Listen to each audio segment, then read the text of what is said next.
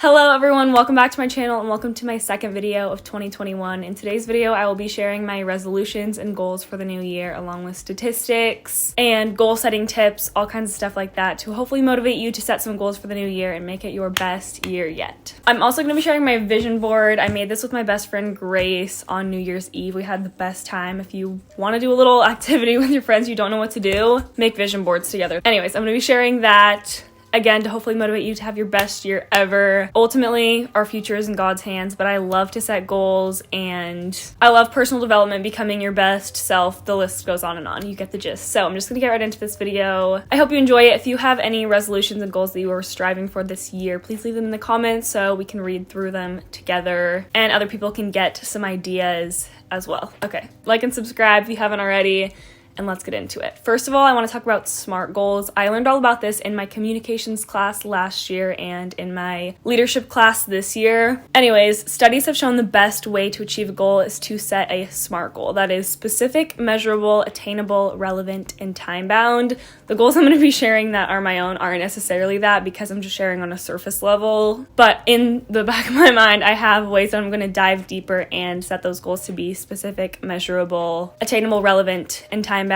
You can look that up more on your own. I don't want to be bored. I don't want to make this video like school. This is for entertainment and enjoyment. But I thought I would mention that because a lot of times, for example, I follow this woman who talks about nutrition and fitness, having a healthy relationship with food. She posted something like this. It says New Year's resolutions, how to fail, make too many goals, make generic plans, or don't make a plan, how to succeed, focus on 1 to 2 goals, set specific goals, and write out an action plan. And her examples are, for the one that might cause you to fail, is to eat better, work out, sleep better, read more books, and meditate. And on the success side, it says New Year's resolutions, stick to a 90-10 nutrition plan, replace sugary drinks with water, and grocery shop / meal prep on Sundays. So that's just an example of setting specific goals that you can reach with an action plan behind them. Really quick, I have some statistics. I know some people are weird about New Year's resolutions. I love New Year's resolutions and setting goals, but I know some people aren't a big fan of them because they say you can set goals any time of the year. New Year's isn't the only time to do it because a lot of people fail with their resolutions, yada, yada, yada. But I personally am a big fan of it. Of course, I believe you can set goals anytime and succeed with them. A new year is a really big motivator. So first statistic, people who write down their goals are 20% more successful in accomplishing them than those who do not. This is from Gail Matthews in a goal research summary. Second statistic is that 384 tests have shown that goal setting has statistically significant effects on behavior, which I thought that was very interesting. I guess if you're thinking about your goals and you're a goal-driven person, that impacts how you act on a daily basis, which is your behavior, etc. Third one is that studies conducted on participants revealed that 90% of people perform better with relevant and challenging goals from the Locke and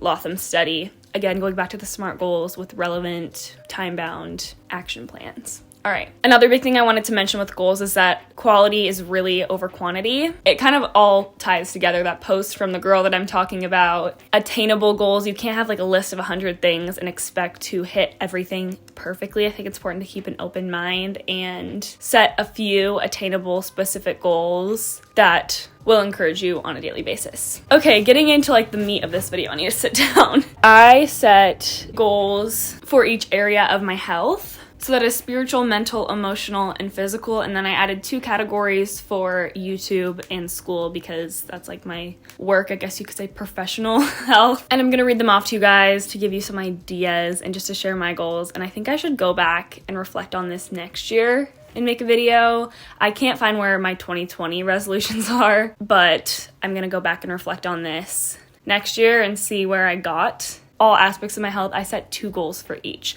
This might be a lot for some people, but both of them go together in a sense. I don't know. Maybe it's too much. Maybe do what you do. Wait. You do you. That's what I was getting at. So for my spiritual health, I want to set aside time to spend with God daily and continue to sponsor through Compassion. I sponsor a girl named Lillian in Africa through Compassion International. It's so cool, and I don't know how to describe it. It really grounds me and makes me feel very blessed. I think it's $38 a month that I'm giving to Compassion. Melena Ciciotti on her podcast actually inspired me to do this, and it has really been amazing. I can send letters to her. I receive letters from her in the mail. And just that simple sacrifice of generosity literally is changing her life, which is crazy. There are so many ways that you can give generously with what you have, and there's plenty of options that don't involve money. So if you're wanting to be more generous this year with your time, with your anything in a spiritual sense, just Google it and you'll find a bunch of stuff. For my mental health, I'm going to try and read 5 books. Now, if you told me I had this as a resolution, last year, I'd be like, absolutely not. I, right now, despise reading.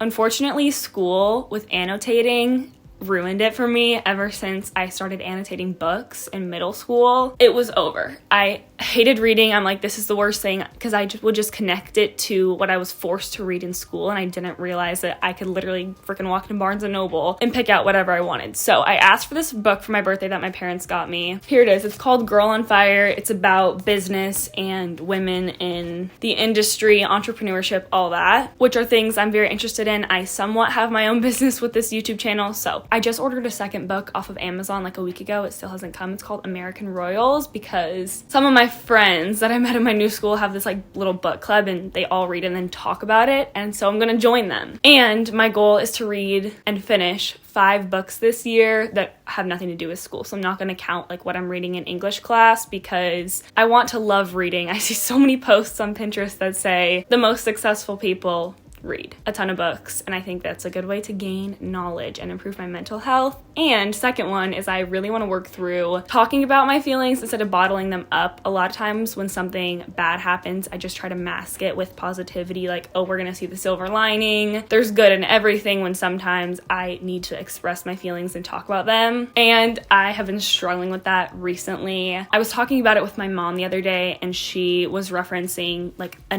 visual analogy, basically saying if you continue to bottle up your emotions, the bottle, hold on, here, one bad thing happens, causes this much frustration, pour it into the bottle. Cycle continues over and over again. Eventually, your bottle is going to overflow, and you're just going to emotionally explode. So for my mental health, so that I don't bottle things up and end up emotionally exploding, I'm going to try and talk about my feelings instead of bottling them up. That one is not one that I have that much of an action plan for. I should probably make some sort of an action plan for that, but I am just going to try to remember that whenever I feel that way and talk through my feelings. Next is emotional health.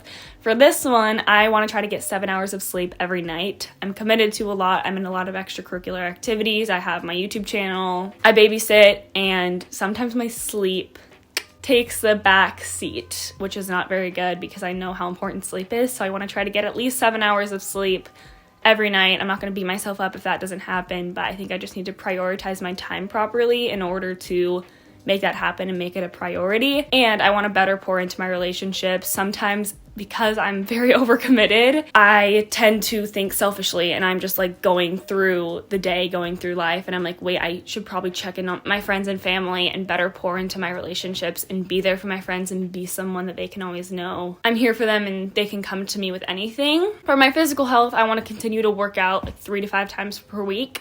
I had a good routine going with school. I would work out on like Monday, Wednesday, and Friday, and then I had dance class on Tuesdays and Thursdays, and that was great. But I think it's going to be a little harder this semester because, like I said, there's going to be more going on. COVID canceled a lot last semester, but football games might come back, and so I just want to continue to do that and try my best to stick to 80-20 eating, where like 80% of the time I'm eating good, healthy, whole foods, and then 20% of the time like indulging in eating whatever I want. Working out especially has been a good, I don't know, like mental escape in a sense. That sounds somewhat negative, but I have ADD, and working out really helps me control distractions and I guess focus better, because I can get energy out and have that as an outlet mentally, and I just feel so much better inside whenever I'm eating well and nourishing my body with all the food groups, eating enough, because sometimes I literally forget to eat if I have so much going on. So honestly, I need to stop being overcommitted. That should be my resolution, because that would solve a lot of this. My goal for YouTube, I have 2, but I'm just going to share one of them, is to reach 100,000 subscribers by the end of 2021. My goal originally for 2020 was to reach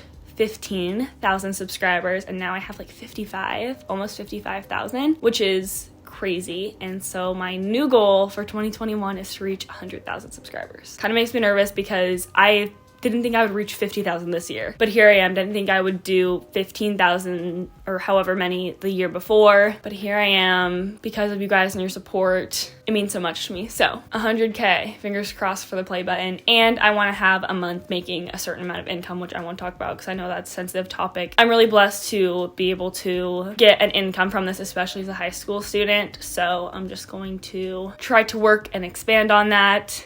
And my goals for school are to get A's in all of my classes, and I want to narrow down my college search because a year from now I'm going to be a junior, going into my second semester of junior year, which is shocking. I still feel like I should be a freshman or in middle school. I don't feel like a sophomore, let alone a junior soon. Those are my resolutions and goals. I'm going to talk about my vision board and this video will be over. I don't know, this might be a little bit shorter or it might be longer. I don't know how much I've rambled on and talked, but here is my vision board. I am very proud of this. It took me a long time. I'm gonna go through and briefly explain what's on here. I'll go from the top down. Ice cream. Honestly, that doesn't really have a point. I just thought it was really aesthetically pleasing. And I love dessert. This picture is a bunch of girls on a beach because this summer I want to go to the beach a lot. I was at the beach literally every day last summer because it was like the only thing you could do with COVID. And I want to continue that and like have good girl time with my friends at the beach. Camera to represent YouTube. I have the word restoration on here that I cut out of a magazine because I feel like I could better work on resting and relaxing sometimes. This is a girl doing pull-ups, working out in a gym. Physical health. I put some keys on there because I'm gonna get my license hopefully this year and start driving. I was supposed to have it in December, but Miss Rona said no. I have a K. I was supposed to put, like I printed out a 1 and a 0, 0, so it would say 100K, but then I ran out of room, so I just put the K on there for Katie. The word planted because I want to stay grounded and planted in my faith. More beach stuff. This area right here represents traveling because we didn't really get to do that in 2020. Good, yummy, nourishing food. Palm trees, more beach stuff. An American flag because I live in America, and I'm just hoping this year will bring unity to our country because we're so divided. It makes me very sad. So I put the American flag in there to represent like patriotism and hopefully unity for America this year. This is a couple on the beach in case God wants to bring a boyfriend into my life. If I don't get a boyfriend, that's okay. This is just going to represent like good connection and relationships. This is a quote that says, "The same Jesus who is with you on your mountaintops is also with you in your valleys." Someone taking a bath, again, to represent like rest and relaxation. More workout stuff. Make yourself proud. Love this quote. This is a girl in a cute outfit. Want to elevate my fashion. More travel inspiration. I think this is in Italy. I don't know. It looks like Italy. I found it on Pinterest, but another thing to represent travel. These are girls like jumping off a bridge. I feel like for me that represents just having fun, making good memories in the summer, and then 2 people reading their Bibles because I feel like I have done devotionals this year and I've listened to Christian podcasts and all that stuff, but I haven't really opened up my Bible physically and read it enough, so that's something I want to do next year. I read the entire Bible all the way through. I think it was in 2018, something like that. It was the year between like 6th and 7th grade or 7th and 8th grade, and it was the best thing I ever did for my faith. I was so close to God and the strongest I've been in my faith, so I want to get back to that place and just be in the Word. So that is it for this video. I hope you guys enjoyed it. I hope it gave you some inspiration for your goals. Let me know all your resolutions in the comment section. I cannot wait for what is to come in 2021. That's all. You guys are the best. I'm so grateful for your support. I hope you have an amazing day, and I will see you soon in my next video. Bye guys. Mwah.